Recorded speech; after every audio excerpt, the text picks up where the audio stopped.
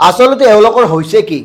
কেইটামান চৰকাৰী টকা হাতেৰে চুব পাই এওঁলোকে হিতাহিত জ্ঞান হেৰুৱাই পেলাইছে নেকি নে এওঁলোকে ভাৰতীয় জনতা পাৰ্টিত অৰ্থাৎ নৰেন্দ্ৰ মোদী তৃতীয়বাৰৰ কাৰণে প্ৰধানমন্ত্ৰী হোৱাৰ পিছত এওঁলোকে মানে অহংকাৰৰ চূড়ান্ত সীমা অতিক্ৰম কৰিবলৈ উপক্ৰম হৈছে আচলতে কি এওঁলোকৰ এয়া ভণ্ডামি অহংকাৰ অজ্ঞতা মূৰ্খ নে ইচ্ছাকৃত আচলতে কি নে দম্ভালি নে এওঁলোক এক ধৰণৰ মানসিক বিকৃতিৰ অধিকাৰী আচলতে কি এই কথাৰ প্ৰিয় দৰ্শক কিয় কৈছোঁ জানেনে এটা মন্তব্য শুনাম এগৰাকী মহিলাৰ আৰু তেওঁ হ'ল ভাৰতীয় জনতা পাৰ্টিৰ গুৱাহাটী মহানগৰৰ ৱাৰ্ড মেম্বাৰ আৰু এই ৱাৰ্ড মেম্বাৰ গৰাকীৰ দায়িত্বশীল মন্তব্যটো আপোনালোকক শুনালে আপোনালোকৰ নিশ্চিতভাৱে খং উঠিব আৰু সেই ভদ্ৰ মহিলাগৰাকীক চূড়ান্তভাৱে ধিক্কাৰ জনাব এখেত হ'ল ৱাৰ্ড মেম্বাৰ গীতা কলিতা ঠাকুৰীয়া মুখ্যমন্ত্ৰীৰ লগত যে ফটোখন দেখিছে গীতা কলিতা ঠাকুৰীয়া আজি এটা বাতৰি পঢ়িলোঁ এই যে অবিনাশ চৰকাৰ নামৰ 8 বছৰীয়া ল'ৰাটো নলা নৰ্দমাত হেৰাই থাকিল মৰি থাকিল 3 দিনৰ পিছত গলিত মৃতদেহ উদ্ধাৰ হ'ল কাৰোবাৰ বুকু উদাং হ'ল পুত্ৰক হেৰুৱাই বিধ্বস্ত পিতৃ মাতৃৰ এই সময়তে এই মহিলাগৰাকীয়ে কি কৈছে জানে এই ৱাৰ্ড মেম্বাৰ মহিলাগৰাকীয়ে কৈছে নলা নৰ্দমাৰ পানীত বা গুৱাহাটীত হোৱা ধাৰাসাৰ বৰষুণৰ ফলত প্ৰকাণ্ড জাবৰৰ দমেই উঠি যায় শিশু এটা উঠি যোৱাটো স্বাভাৱিক শিশুনো কি শিশুটো উঠি যাব পাৰে আৰু এইটো এটা ভাগ্যৰ ঘটনা এয়া ভাগ্যৰ বলত হৈছে এনেকুৱা এটা মন্তব্য পঢ়াৰ পিছত আপোনাৰ মনলৈ কি আহিব আপোনাৰ মনৰ ভিতৰত কি প্ৰতিক্ৰিয়া হ'ব আপোনালোকে আমাক জনাওক যদিহে আপুনি কাৰোবাৰ পিতৃ যদিহে কাৰোবাৰ আপুনি মাতৃ এগৰাকী 7 বছৰীয়া পুত্ৰৰ পিতৃ হিচাপে তেখেতক আমি গৰিহণা দিয়াই ঘৃণাৰে উপচাই পেলাইছোঁ এগৰাকী দায়িত্বশীল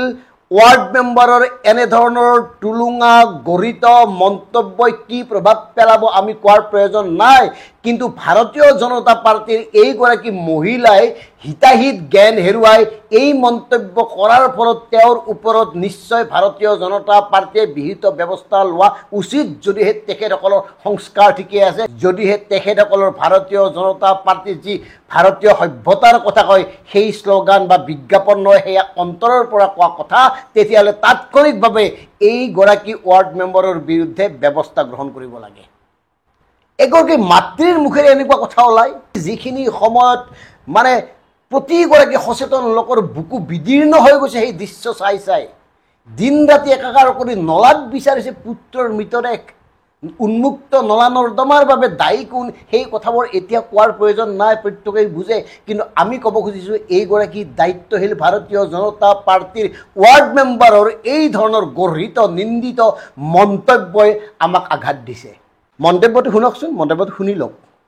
মোৰ ইয়াত তেনেকুৱা ধৰণৰ হোৱা নাই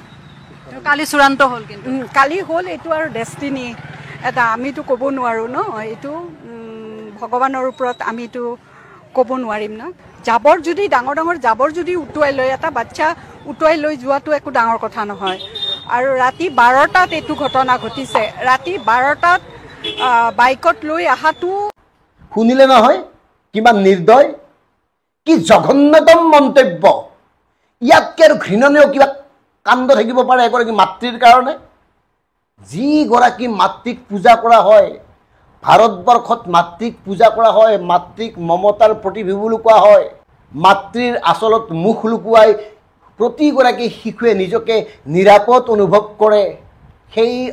মাতৃ এগৰাকীৰ মুখেৰে এনেকুৱা বক্তব্য কিমান দূৰ গ্ৰহণযোগ্য প্ৰিয় দৰ্শক আপোনালোকে আমাক কওক আৰু এই মহিলাগৰাকীক আপোনালোকে কি কি ক'ব এই মহিলাগৰাকীৰ বিৰুদ্ধে কি ব্যৱস্থা গ্ৰহণ কৰা উচিত আপোনালোকে নিজেই জনাওক কাৰণ আমাৰ ক'বলৈ একো নাই